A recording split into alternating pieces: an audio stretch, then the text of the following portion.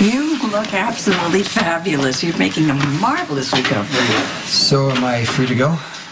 Dr. Marucci has looked at all your test results, and he's very encouraged. Great. Can he sign off on me? Well, Patrick is your doctor on record. He's the one that has to do right, it. But he's not here, and I feel fine, so... Well, there are just so many variables, Jason. If one of us were to sign you off, and God forbid you had an episode, all of Robin's work would just be in vain.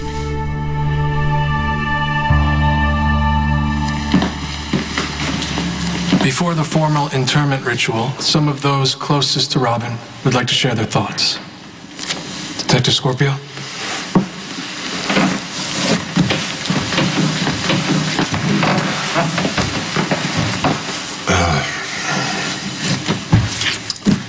I was no one's idea father material when I took on the responsibility of raising Robin. I'm going to give Robin the love and support and respect that she deserves. You did a good job, Robbie. She's a fine young lady, and I'm going to take care of her, just like I promised. But it turned out to be the best thing that ever happened to me. Robin and I figured it out as we went along. I promised to take care of her. But it was clear from the beginning that she was also taking care of me. Look, even if I don't agree with what you do or what you say, I can try and understand where you're coming from. Because I know you love me. And I love you too. Robin was so smart, so capable. She had a very strong sense of right and wrong. It was clear she had just an incredible future in front of her. My job was to stay out of the way. Above everything else, my job was to protect her. So when she fell for a high school dropout named Stone Cates, who ran with a dangerous crowd, I was less than enthusiastic. But I had a lot to learn about Stone, about my niece, about Robin's capacity for hope and love.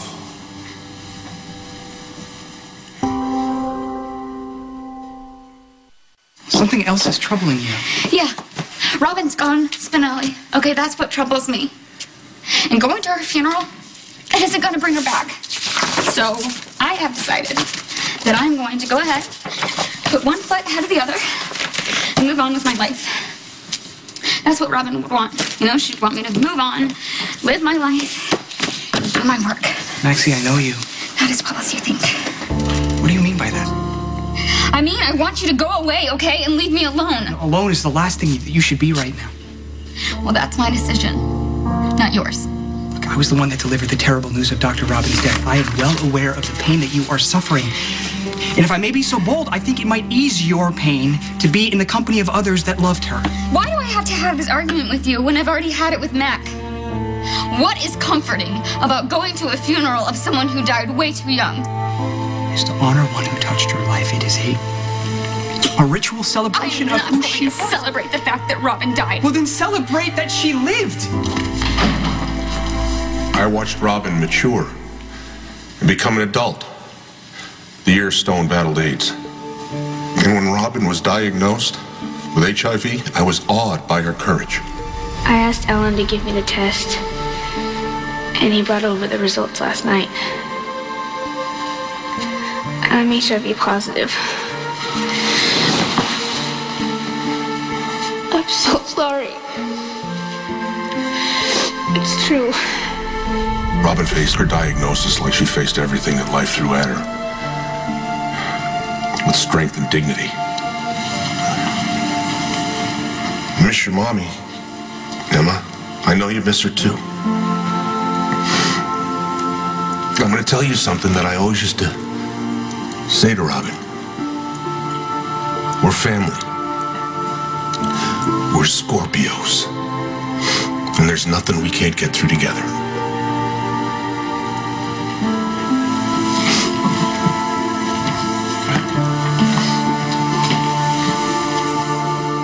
Nurse Johnson, something strange just happened. What's that? Colleague Jax just tried to bribe me to open the supply room. and turned my back while she stole some scrubs. Scrubs? Again? How stubborn can that woman be? I can't get over how great you look. Thank you so much. Oh. Thank you for everything you've done for me and Sam. Well, there's something that you can do for Sam. You can just take it easy, wait just a little longer. Can you actually just try to find Patrick, since he's the only one that girl over there will believe? All right, I will do my best. Okay.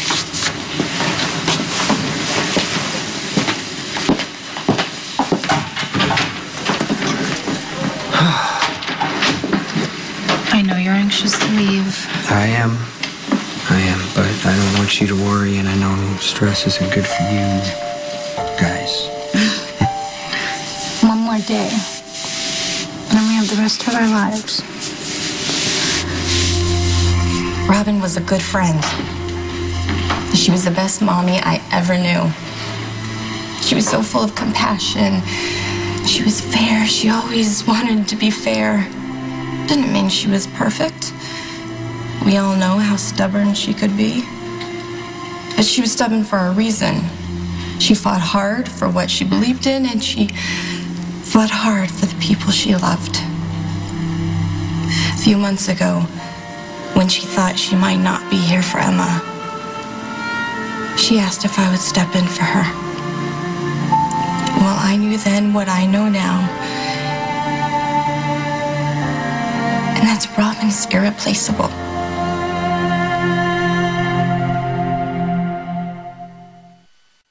Oh, what names did Molly come up with? One was Heathcliff and a bunch of other names from Shakespeare. Terrible. It's definitely not on our top 10.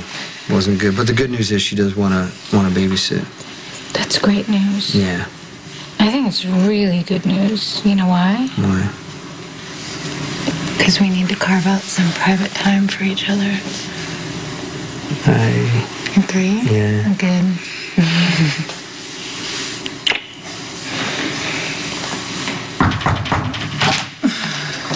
Sorry, I don't mean to interrupt, but could I speak with you for a moment? Yeah, of course. Don't go anywhere.